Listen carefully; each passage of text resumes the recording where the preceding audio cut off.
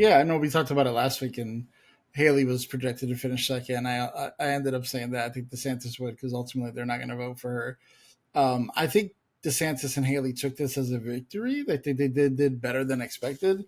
But Iowa is such a I don't know if you saw this, John, but I think it's been the lowest turnout for Iowa caucus in like 100 years or whatever it was. I just think it's so far such a conclusion, so far gone conclusion that um, I don't know what they expected. But you called it a dance, and I don't know if it was a dance. I think it was more of a the boys are on one side and the girls are on the other side, and everybody's kind of scared to talk to each other. Trump's in the middle, declaring himself prom king or whatever you will.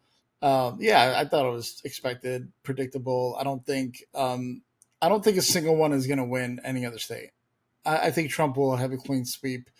I don't know how it works as far as when they'll call it or if they have to go through the primaries to go through the primaries, but he's going to win every single place and it's not going to be close. So I think DeSantis and Haley are in the not DeSantis, Haley's in the vice presidents for one, and I think DeSantis is just blowing money at this point. So we'll ultimately see what happens. I think New Hampshire's next. Do you know when that is?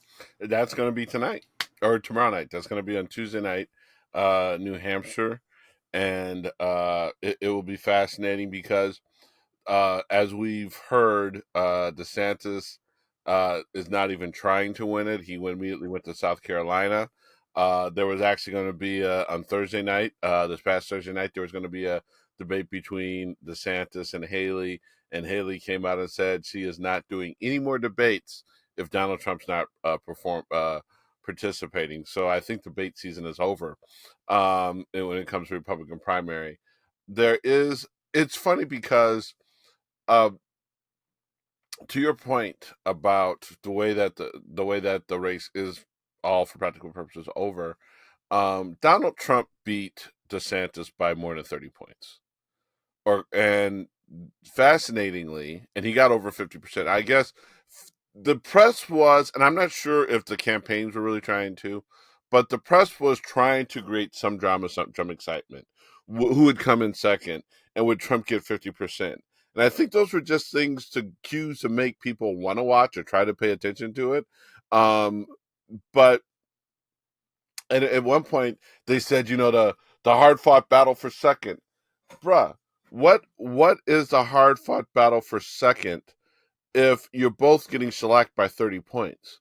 It'd be different if it was, Trump came in at say 45 and somebody was trying to come in at 40. Am I right that the hyping up the battle for second was really some media drama, some metrics that were created to keep us watching, and less to do with any kind of factual basis of anything?